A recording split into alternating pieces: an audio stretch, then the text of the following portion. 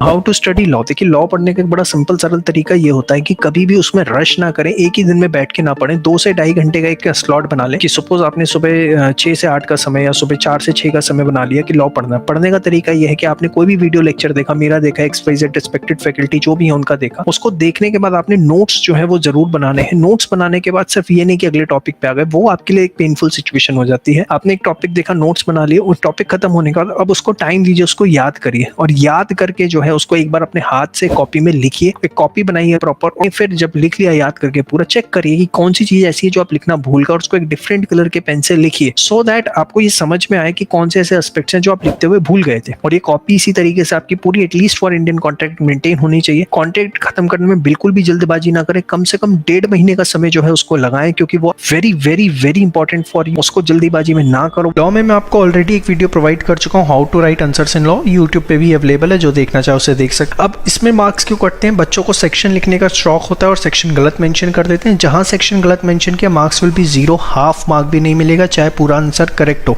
तो प्लीज बार बार कहता हूं सेक्शन मत कोट करो until unless you are 101,001% sure कि हाँ यही सेक्शन है। Underline the keyword. जब तक लॉ के अंदर आप अंडरलाइन नहीं करोगे मेन कीवर्ड्स को, मार्क्स एक्सपेक्ट मत करो। 5 से 7 मिनट में पूरा पेपर चेक हो जाएगा 100 नंबर का। और अगर प्रेजेंटेशन अच्छी नहीं होगी, कीवर्ड्स को हाईलाइट नहीं करा होगा, तो मार्क्स मिलने में दिक्कत आएगी। डे 1 से ये बात बता रहा हूँ। कई बच्चे क्या करते हैं, सीधे क्वेश्चन केस स्टडी पढ़ी, उसका आंसर लिख दिया येस नो ऐसा हो सकता है। भैया क्या है प्रोविजन ऑफ एक्ट, क्या है कॉन्ट्रैक्ट एक्ट में कौन सी बात उसमें लग रही है, सेल्स ऑफ गुड्स एक्ट में कौन सी बात लग रही है, आपको मेंशन करना पड़ेगा। देखिए केस स्टडी आंसर लिखने का तरीका क्या होता है, सबसे पहले एक्ट मेंशन करो, उसके बाद फैक्ट्स मेंशन करो, और तीसरी चीज कंक्लूजन। 3 पार्ट्स में आपको केस स्टडी के आंसर देने होते हैं।